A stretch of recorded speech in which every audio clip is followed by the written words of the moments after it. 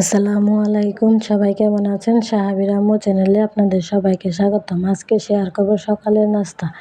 সকালের নাস্তায় আমি বানাবো পরোটা আর ভাজি। আমি সবসময় চেষ্টা করি নিজেকে ক্যামেরার আড়ালে রাখতে, তাই ভিডিওগুলো একটু সাবলীল হয়ে ওঠে না। আপনারা প্লিজ আমাকে সাপোর্ট করবেন যাতে আমি ক্যামেরার আড়ালে থেকে ভিডিও তৈরি করতে পারি। ক্যামেরার সামনে আমি নিজেকে প্রদর্শন করতে চাই না। দেখুন, রুটিগুলো পরোটার আকৃতি করে রেখে দিলাম। এখন চলে যাব ভাজি তৈরি করতে।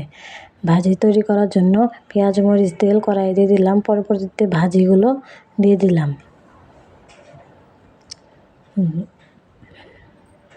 আপনাদের সাপোর্টে আমি একটি নতুন ইউটিউবার হয়ে উঠতে পারবো। প্লিজ আপনারা সবাই আমাকে একটু সাপোর্ট করবেন। এখন একটা পরোটা বেলে নিচ্ছি। প্লিজ আপনারা সবাই আমাকে একটু সাপোর্ট করবেন যাতে আমি ক্যামেরার পিছন থেকে নিজেকে একটি সফল ইউটিউবার হিসেবে তৈরি করতে পারি। আপনাদের সাপোর্ট আমার একান্ত প্রয়োজন।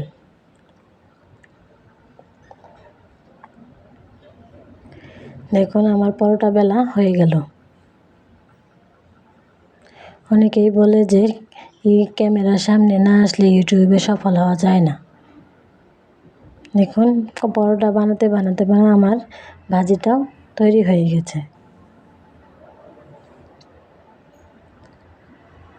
এখন আমি একটা ডিম ভেজে নেব।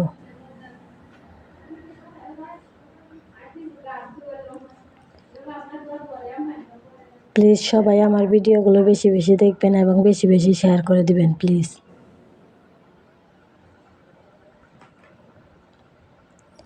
ডিম ভাজা হয়ে গেলে ডিমটা উঠিয়ে নিব। ডিমের সেই তেলে একটা পরোটা দিয়ে সুন্দর করে উল্টে পাল্টে ভেজে নিলাম।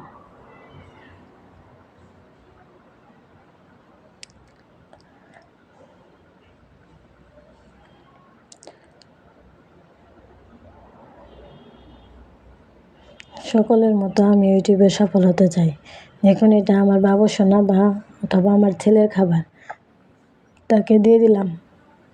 সে দেখুন খাচ্ছে। আর এটা হলো আমার সকালের নাস্তা। আজকের ভিডিও এই পর্যন্তই। সবাই ভালো থাকবেন আর সবাই আমার জন্য বেশি বেশি করে দোয়া করবেন যাতে আমি ইউটিউবে সফল হতে পারি ক্যামেরার পেছন থেকে। আমি চাই না আমার নিজেকে ক্যামেরার সামনে প্রদর্শন করতে হাজারো পুরুষের সামনে, তাই আমি নিজেকে আড়ালে রেখে ভিডিও বানাই। আল্লাহ হাফেজ।